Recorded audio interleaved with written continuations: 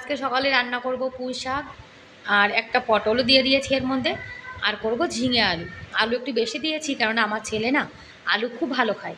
এদিকে হিটারে ভাত বসিয়ে দিয়েছি, চালটাও আমি ধুয়ে নিয়ে এসেছি। 10 মিনিটের পর্যন্ত একটু 10 মিনিট চালটা ভিজিয়ে রেখেছিলাম। এখন চালটা দিয়ে দিচ্ছি, যখন জলটা অনেকটা গরম হয়ে যায় তারপরে কিন্তু চালগুলো দিয়ে দিই। আর হিটারে কিন্তু ভাতটা অনেক তাড়াতাড়ি হয়ে যায়। আর কারেন্ট থাকলে রান্নাবান্না কিন্তু অনেক তাড়াতাড়ি শেষ হয়ে যায়, জানো তো। মানে এদিকে কারেন্টও হয়ে যায়, এদিকে ইন্ডাকশানেও হয়ে যায়। আর বোতলটাতে তেল কম হয়ে গেছিলো, এখন তেল ঢেলে নিচ্ছি। আর সকালবেলা কিন্তু গরমটা একটু কম আছে, যত বেলা বাড়বে ধীরে ধীরে কিন্তু গরমটা আরও বেশি পড়া শুরু করবে। এই গরমে জানো তো রান্না বান্না একদম করতে ইচ্ছা করে না, ভীষণ গরম লাগে। একবার তো সকালে স্নান করে রান্না করতে এসছি, আবার রান্না বান্না করে খাওয়া দাওয়া করে তারপরে আর একবার স্নান করে নেব। গরমকালে জানো তো একদম ভালো লাগে না, রান্না বান্না করতে গেলে একদম পুরো ঘেমে জল হয়ে যায়। কিন্তু কি করব বলো, রান্না তো করতেই হবে। রাধে রাধে বন্ধুরা, কেমন আছো তোমরা সবাই? আশা করি অনেক ভালো আছো। আমার নতুন আরও একটি ব্লগে তোমাদের সবাইকে জানাই অনেক ভালোবাসা, অনেক স্বাগত। প্লিজ বন্ধুরা, আজকের ভিডিওটি স্কিপ না করে পুরো ফুল দেখো। আশা করি তোমাদের আজকের ভিডিওটি ভালো লাগবে। আর বড়ি ভাজা আমার না ভীষণ ভালো লাগে। আজকে ওই যে পুঁই শাক করবো, তা পুঁই শাকটা না অল্প আছে, তাই পুঁই শাকের মধ্যে একটু পটল দিয়েছি, একটু আলু দিয়েছি, আর একটু বড়ি দিয়ে দেবো, তাহলে সবজিটা একটু বেশি হয়ে যাবে। পুঁই শাকে আবার গ্যাস হয় তো, যার জন্যে পুঁই শাক অল্পই করেছি, যাতে আমাদের একবারে খাওয়া হয়ে যায়। এই যে তরকারি রান্না করছি এগুলো কিন্তু দুপুরে খাওয়ার জন্য। গরমে জানো তো বারবার রান্না করতে ইচ্ছা করে না, যার জন্য তরকারি ভাত সব এখনই সকালে রান্নাবান্না করে রেখে দেবো। আর আটা মাখিয়ে রেখেছি, রুটি বানাবো। আমার গোপাল সোনা আর আমার ছেলে, দুই বাচ্চা ভাত খায় আর আমরা রুটি খাই। আমরা সকাল আর বিকাল 2 টাইম রুটি খাই আর দুপুরের টাইমে ভাত খাই। আর আমার ছেলে একদম রুটি খেতে চায় না, ওর ভাত হলে জানো তো আর কিছুই লাগে না। আর আমাদের রাজস্থানে জানো তো গরমটা ভীষণ ভীষণ পড়েছে। রাজস্থানে গরমও যেমন বেশি পড়ে, শীতও তেমন বেশি পড়ে। আর এখন গরম তো অনেক পড়েছে, জুন মাসে তো আরও গরম পড়বে। আমাদের এখানে এমন গরম, দুপুরবেলা টাইমে গরম হাওয়া চলে। আর এদিকে লস্যির মধ্যে লবণ, হলুদ, লঙ্কার গুঁড়ো, তারপরে বেসন, এগুলো মিলিয়ে নিচ্ছি। বেসনটা লস্যির মধ্যে ভালো করে মিলিয়ে নিতে হবে। আজকে বানাবো কারি। আগের দিন তো কারি বানিয়েছিলাম, কারি পাকোড়া। তা আজকে ভাবছি যে সিম্পল কারি বানাবো। আবার না তেলে ফ্রাই করা জিনিস একদমই খেতে ইচ্ছা করছে না। আর এভাবে কারি রান্না করলে কিন্তু খেতে ভীষণ ভালো লাগে। অনেকে পেঁয়াজ ফোড়ন দেয়, তা আমি আর পেঁয়াজ দিলাম না। আর ঘরে না টমাটার নেই, টমাটার দিলেও একটু ভালো হতো। আর লস্যিটা দিয়ে আবার নাড়তে থাকতে হয়, তা না হলে কিন্তু লস্যিটা আবার ফেটে যাবে। এগুলো রান্না করতে অনেকটা সময় লাগে, কিন্তু খেতে দুর্দান্ত টেস্ট হয়, জানো তো। এইসব জিনিসের টেস্ট আমি আগে জানতাম না, এখন এসবের খেয়ে বুঝে গেছি। আর নামানোর আগে একটু কসুরি মেথি দিয়ে দিলাম।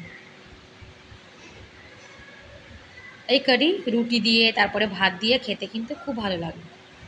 আর আমাদের এইখানে লোক কারি, তারপরে দই, রুটি, লস্যি এগুলোই কিন্তু খায়। কলকাতার মতন কিন্তু এখানে লোক একদমই ভাত তরকারি এসব খায় না। কোনো কোনো বাড়িতে তো 6 মাসের মধ্যে ভাতই রান্না হয় না। এদিকে ঝিঙে আলু ঝোলটাও কিন্তু হয়ে গেছে। আর ঝিঙে আলুর ঝোলটা কিন্তু নিরামিষ করেছি, ভাজা জিরে বাটা দিয়ে। আর একটু রাঁধুনি ফোড়ন দিয়েছি। রাঁধুনি ফোড়ন দিয়ে কোনো কিছু রান্না করলে আমার খেতে জানো তো অসাধারণ লাগে।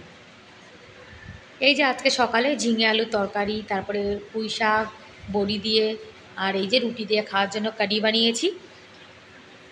আর ওদিকে ভাতও করে নিয়েছি, ভাত করেছি দুপুরের জন্য, আর গোপাল সোনার জন্য আলাদা করে তুলে রেখেছি। আর এদিকে আমার গোপাল সোনা এখন সেবা করছে। গোপাল সোনা স্নান করে এখন সেবা করছে। গোপাল সোনা সেবা হয়ে গেছে, তারপরে চলে এসেছি চা বানাতে। আমরা কিন্তু গোপাল সোনাকে সেবা না দিয়ে কোনো কিছুই খাই না। আর লাল চা বানাচ্ছি শুধু আমার জন্য, কেননা আমার বর তো চা খায় না। আর আমার ছেলের কিন্তু স্কুল ছুটি পড়ে গেছে, এখন গরমকাল চলে এসছে তো, ভীষণ গরম পড়েছে, যার জন্য স্কুলটা ছুটি হয়ে গেছে। চা খেয়ে একটু বসে তারপরে আবার চলে এসেছি রুটি বানাতে। আর এদিকে কুকারে কিন্তু আমি ডাল সেদ্ধ বসিয়ে দিয়েছি। আজকে করব টক ডাল। টক ডাল আমার ছেলে ভালো খায়। আর গরমকালে জানো তো আমের চাটনি, তারপরে টক ডাল, এগুলো খেতে কিন্তু ভালোই লাগে। আর গরমকালে কিন্তু বেশিরভাগ দিন আমাদের বাড়িতে টক ডালই রান্না হয়। কেননা টক ডাল আমারও ভালো লাগে, আমার ছেলেরও ভালো লাগে, যার জন্যে বেশিরভাগ দিন টক ডালই হবে। আমার তো টক ডাল হলে জানো তো আর কিছুই লাগে না। আর বন্ধুরা, আজকের ভিডিওটি কেমন লাগলো কমেন্ট করে কিন্তু অবশ্যই জানিও।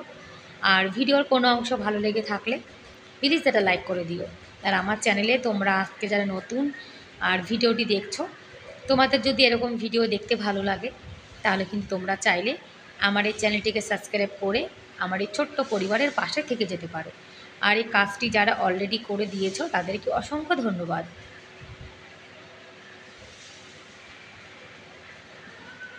আজকে আমি 4-5টা রুটি বানিয়েছি, তার মধ্যে কিন্তু একটা রুটি আমার ফোলেনি।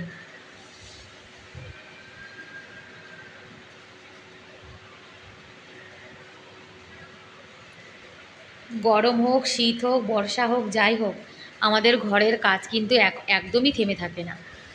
মানে রান্নাবান্না তো করতেই হবে।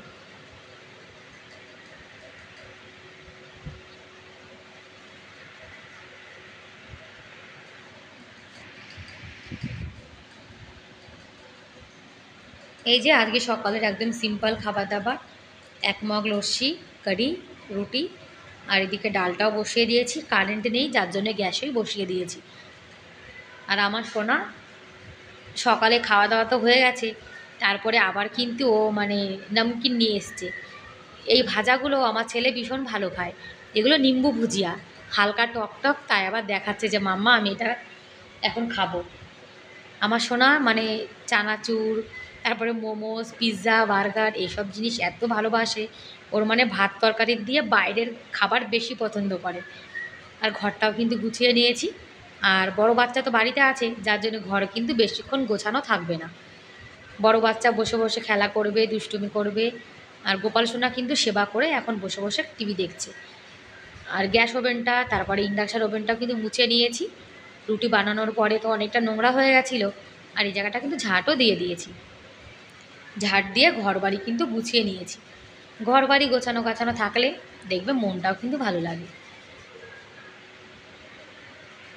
আর সারা দিন জানো তো ওর টাইম পাস হয় না।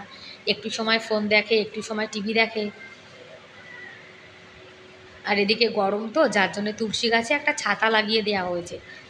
তুলসীজের উপরে অনেকটা রোদ্দুর পড়ে তো, যার জন্য আমার বর একটা ছাতা লাগিয়ে দিয়েছে। আর এদিকে জলও চলে এসছে।